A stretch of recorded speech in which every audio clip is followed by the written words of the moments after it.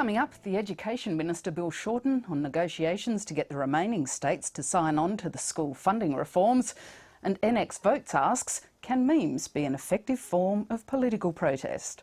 Now to our political panel. Joining me is Liberal MP Teresa Gambaro and Labor Parliamentary Secretary Kelvin Thomson. Welcome to you both. Good afternoon, Lyndall. Good afternoon, Teresa. We might start on the economy. Kelvin. We might start on the economy. Kelvin, if I could start with you. Labor's running an ad, as we spoke about with Joe Hockey, on the question of the debt. Is this something that is actually concerning the Labor Party, concerning the government, the opposition, and has the opposition's attack on it been working?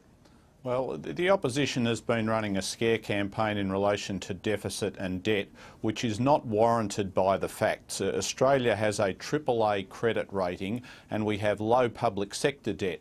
And the fact is, if there was something genuine in relation to the scare campaign, the opposition leader would be willing to debate the Prime Minister over this issue. He was challenged by Prime Minister Kevin Rudd to debate him at the National Press Club. He squibbed it, and that's the truth of it.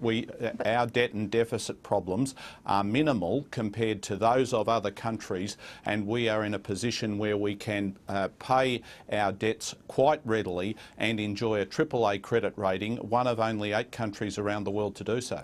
Teresa, is that difficult to explain? If Australia's debt position is so bad, why the rating agencies keep giving Australia a AAA credit rating? Isn't the real question the capacity to repay that money?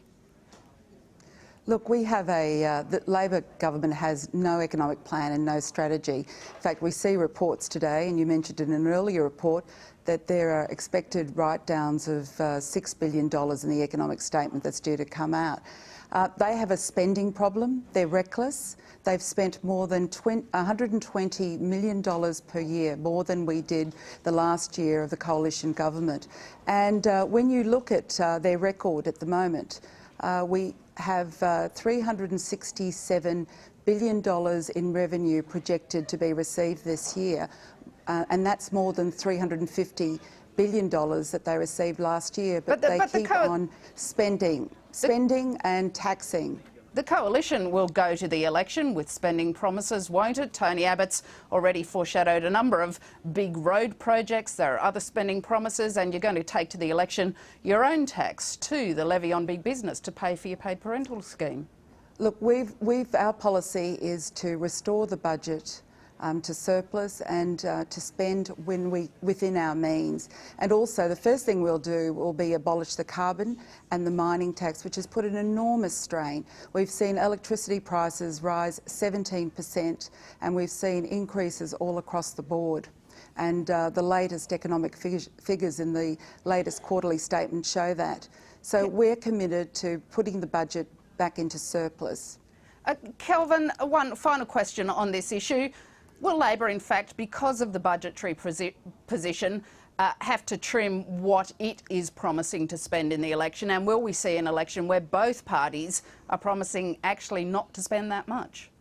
Well, we are delivering fiscal responsibility. That is why we have a debt to GDP ratio of just 11%.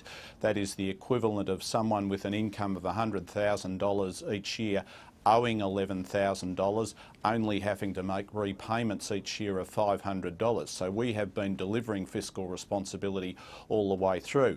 It is very hard to see how the opposition can make good on the idea that it can bring the budget back to surplus when every time the government engages in fiscally responsible measures, such as the FBT issue on motor vehicles, which you were discussing with Joe Hockey earlier, the opposition complains about what we're doing and says that they oppose it. They have all sorts of spending proposals in relation to the East-West Tunnel and defence and the like, and yet they say they're going to balance the budget. It simply doesn't add up. And the fact is that the opposition leader wasn't prepared to debate these issues at the National Press Club. I might ask you both one final question on the issue on the economy. It's the issue of productivity. The Prime Minister was meeting business and unions again today. A lot of talk about productivity is focused on industrial relations changes, making workplaces more flexible.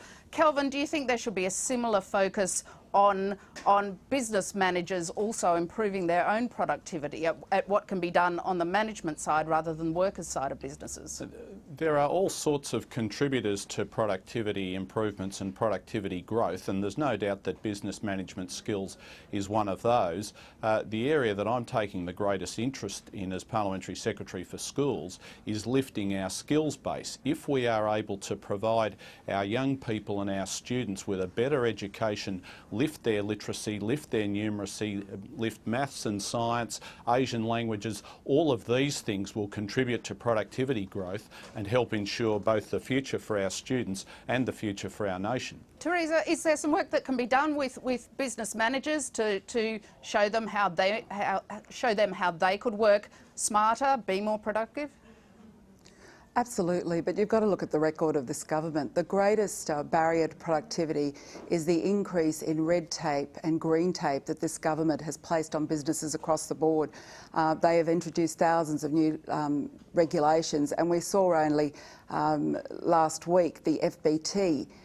No consultation with the industry. This is going to hurt community, charity workers, policemen, people on modest incomes, and already the charity sector has spoken to me about the concerns that they have in attracting people to work in that sector. No consultation whatsoever, and their needs. And one of the other things that they demolished was the technical colleges, which were working very, very well under the coalition government. That was the first step that they took. We might move on now to the vexed issue of asylum seekers. Another 3 people died in the latest tragedy, this time off the coast of Indonesia. More than 160 were rescued, with up to 200 from Iran, Afghanistan, Sri Lanka and Iraq believed to have been on board that boat. As well, last night SBS aired allegations from a former worker at the Manus Island Detention Centre about rape and torture perpetrated by detainees against other detainees.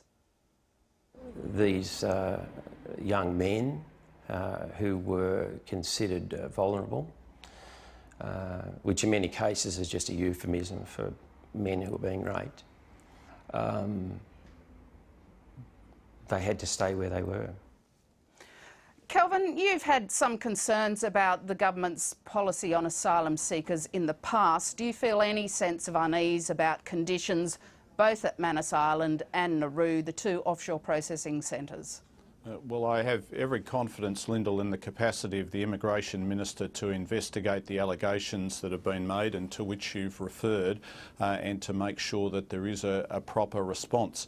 I think the reports today of further drownings at sea only underscore the need for action on this front and for Australia to send a clear and united message to the world and to people smugglers in particular, that we are not going to allow this to continue. And I think that the regional resettlement arrangement that the government announced at the end of last week is an important response to an issue which has become more significant over time. I think it's fair to say in years gone by that I thought that this problem was greatly exaggerated and was being used as a political plaything.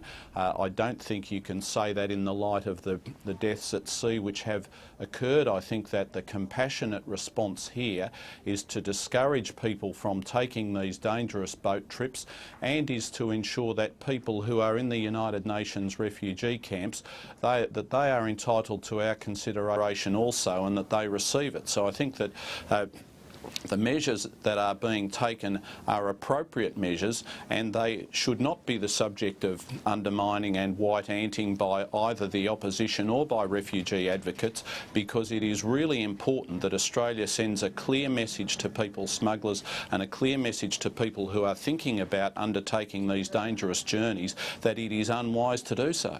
Teresa, Labor is expanding the capacity, is expanding the numbers of asylum seekers that will be sent to Manus Island. A coalition government too would use Manus Island as an offshore processing centre.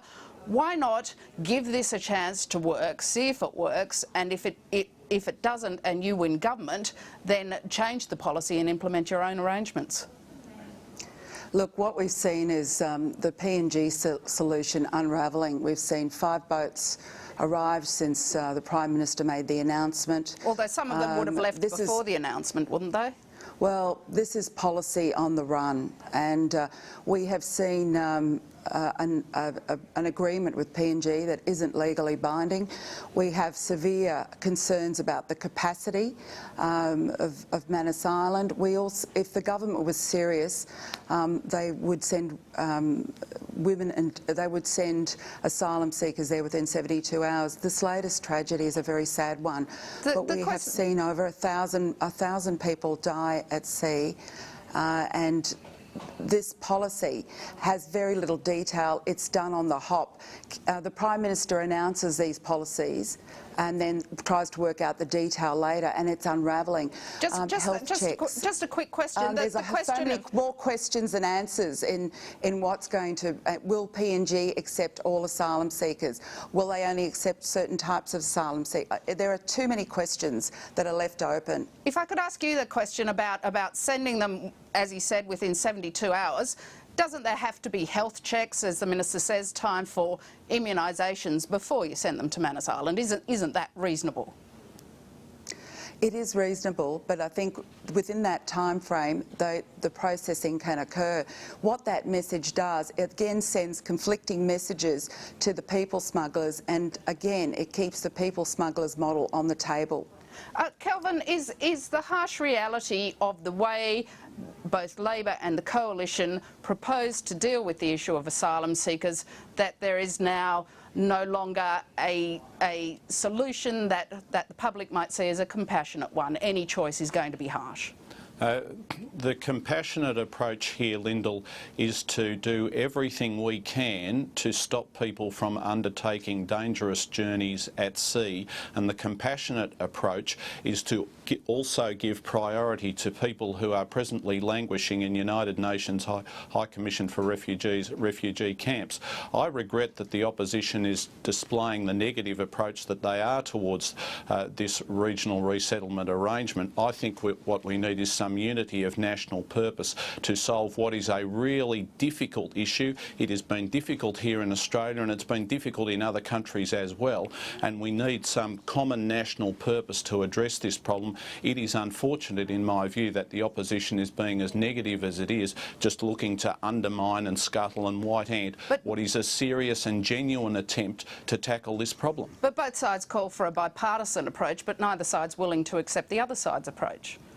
Well, we offered plenty of bipartisanship to the Howard government in relation to these matters. What we have here is a set of facts which require us to come up with a solution. We put together the Houston panel. I remember the parliamentarians who were very concerned about the deaths at sea in the middle of last year, and we got together talking about what are possible ways that we can address this problem. We had the Houston panel following that, and I've been a strong supporter of the recommendations of the Houston panel. We've seen our refugee intake increase to 20,000. The government has indicated a willingness to see this refugee intake increase if we are able to get this refugee resettlement arrangement in place. And that's where we'll have to leave it. Teresa Gambaro and Kelvin Thomson, thank you very much for your time. Good to talk with you. Thank you. And that's Capitol Hill for now. Here's Matt Cargill with NX.